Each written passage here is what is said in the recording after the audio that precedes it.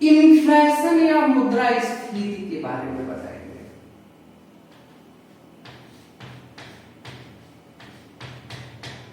Inflation या स्फीति जिसे कहते हैं, मनी इन्फ्लेशन या मुद्रास्फीति, इस पर हम चर्चा करेंगे। तो आइए देखते हैं कि मुद्रास्फीति क्या है। अर्थव्यवस्था में इसका जिक्र काफी होता है और आप सब पेपर में पढ़ते हैं अक्सर कि स्फीति इतनी हो गई है, मुद्रास्फीति इतनी बढ़ती जा रही है। तो आखिर बढ़ने का कारण क्या है? ये होता कैसे है? मुद्रास्फीति बढ़ता कैसे है? आता कैसे, निकलता कैसे है? हमें जानना चाहिए। तो आप जानते हैं कि अर्थव्यवस्था में मुद्रास्फीति की स्थिति तब क्रिएट होती है, तब उत्पन्न होती है जब अर्थव्यवस्था सामान्यतः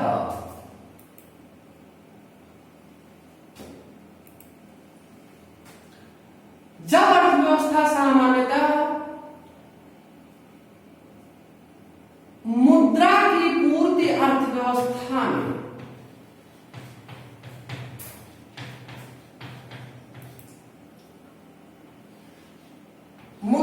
पूर्ति अर्थव्यवस्था में बढ़ाई जाए।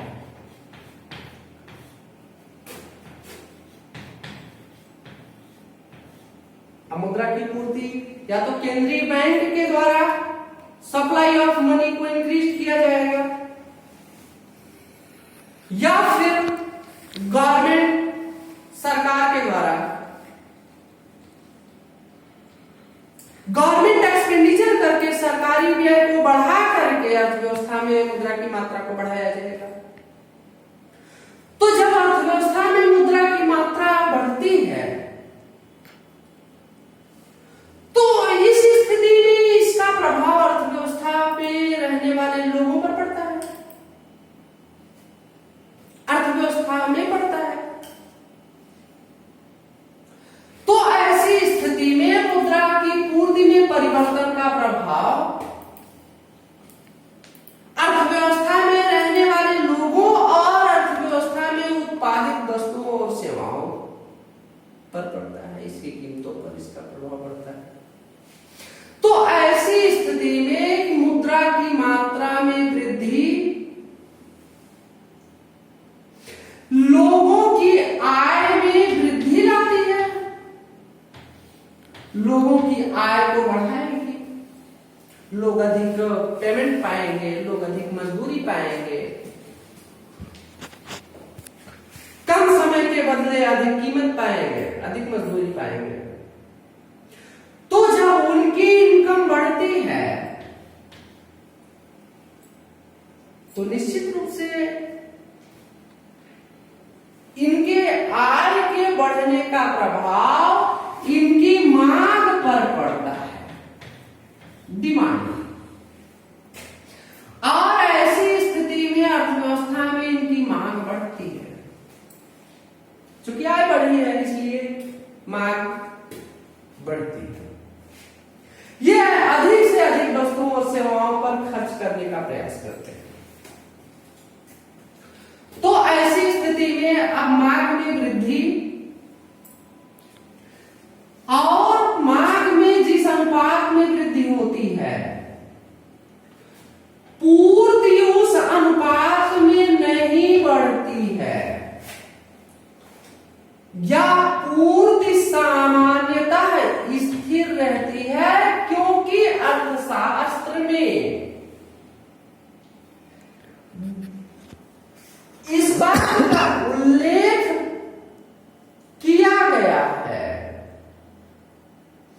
कि अर्थव्यवस्था सामान्यतः पूर्ण रोजगार में कार्य करती है। और जब कोई भी अर्थव्यवस्था पूर्ण रोजगार में कार्य करती है तो ऐसी स्थिति में उस अर्थव्यवस्था में उत्पादन या वास्तविक चर रोजगार और उत्पादन ये दोनों स्थिर हो जाते हैं, फिक्स्ड हो जाते हैं, अर्थात अनचेंज रहते हैं। इनमें किसी प्रकार का कोई परिवर्तन नहीं आता है। इस प्रकार मुद्रा की पूर्ति में जब परिवर्तन होता है तो ऐसी स्थिति में मांग में वृद्धि होती है, परंतु सप्लाई अनचेंज रहती है। ऐसी स्थिति में demand is greater than supply की कंडीशन आती है, मांग बढ़ जाती है पूर्ति से। और अब जानते हैं आप, सामान्य तौर पर ये पाया जाता है, आप देखते हैं कि जिस वस्तु की मांग ज्यादा होती है उसकी कीमत बढ़ जाती है।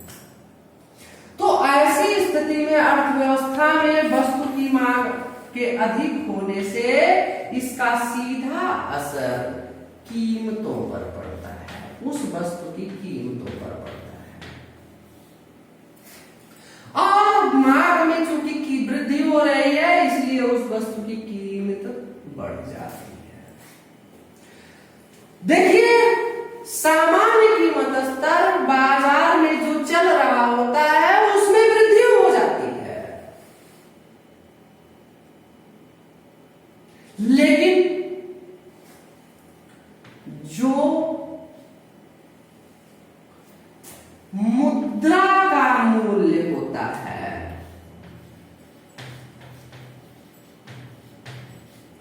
मुद्रा का मूल्य या क्रय शक्ति, मुद्रा की क्रय शक्ति,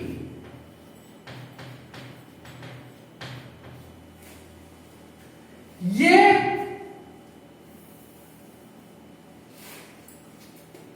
घट जाती है, डिक्रीज कर जाती है।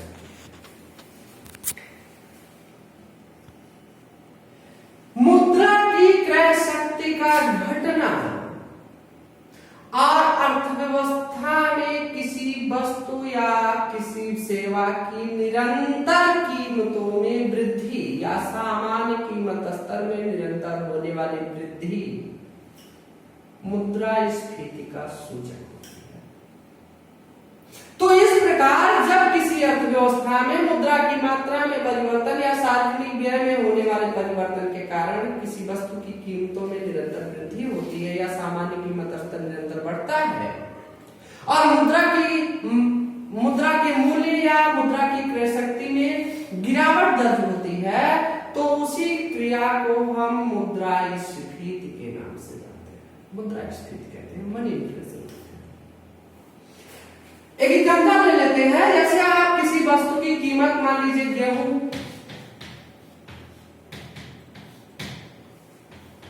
₹10 पर केजी,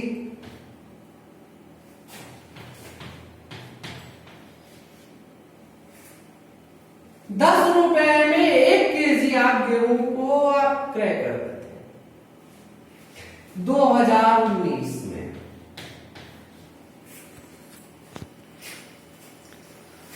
2020 में आप सपोज दैट ₹20 पर केजी पर आप खरीद रहे हैं।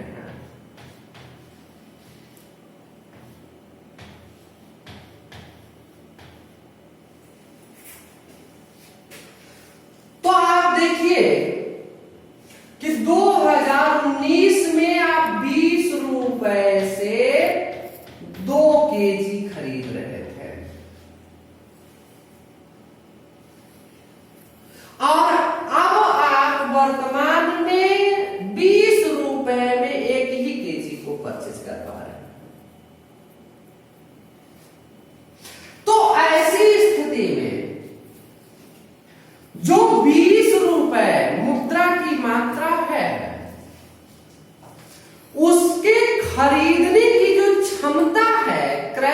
व्यक्ति की जो क्षमता है अब वो डिक्रीज कर गई है, घट गई है, जबकि जो जनरल प्राइस लेवल है, सामान्य कीमत स्तर है उस वस्तु का, गेहूं का, वो इंक्रीज कर गया है। तो आप देख रहे हैं कि ऐसी स्थिति में मुद्रा के मूल्य में गिरावट और वस्तु की कीमतों में वृद्धि हो रही है। यही स्थिति मुद्रास्फीति कहलाती है।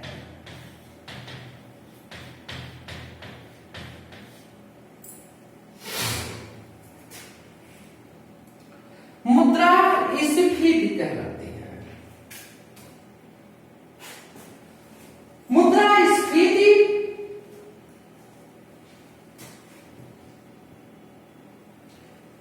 आने के कुछ कारण होते हैं। यह आता तभी है, अर्थव्यवस्था में मुद्रास्फीति तभी आ सकता है जब अर्थव्यवस्था पूर्ण रोजगार में हो।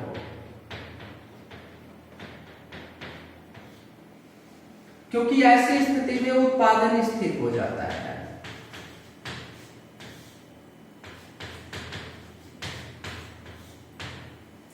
एक्सेस प्रोडक्शन कैपेसिटी अवेलेबल नहीं होती है, अतिरिक्त उत्पादन क्षमता विद्यमान नहीं होती है। ऐसी स्थिति में उत्पादन के स्थिर होने के कारण अर्थात पूर्ति के स्थिर होने के कारण केवल और केवल कीमतों में वृद्धि होती है। दूसरा, सार्वजनिक व्यय में वृद्धि, सरकार के द्वारा गवर्नमेंट एक्सपेंडिचर में बढ़ाया जाए, सार्वजनिक व्यय बढ़ाया जाए, वृद्धि किया जाए इसमें, या कह सकते हैं मुद्रा की मात्रा को बढ़ाया जाए। तीसरा, मांग में वृद्धि हो जाए, वस्तु की मांग बढ़ जाए।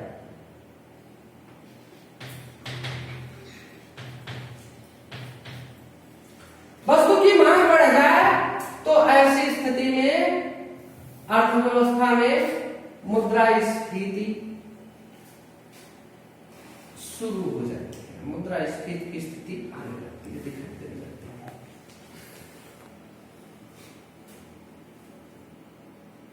भारत में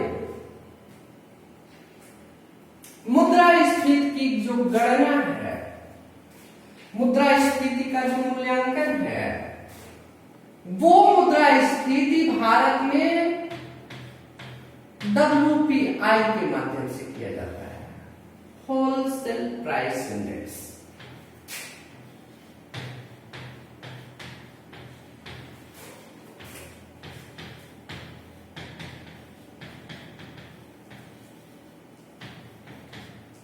थोक मूल्य से सूचकांक,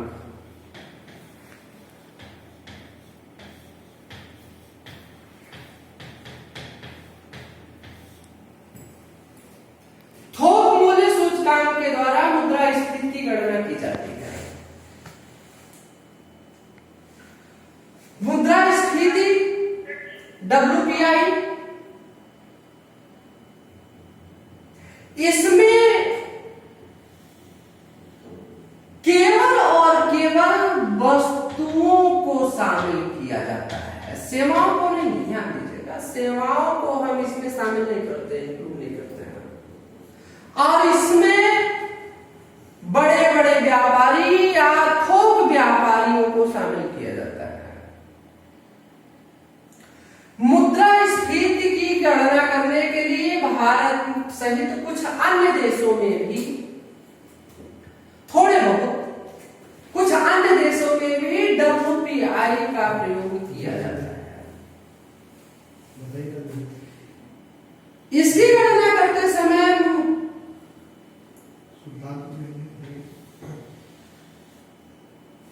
केवल और केवल वस्तुओं को, और वर्तमान में 697 वस्तुओं को शामिल किया गया है।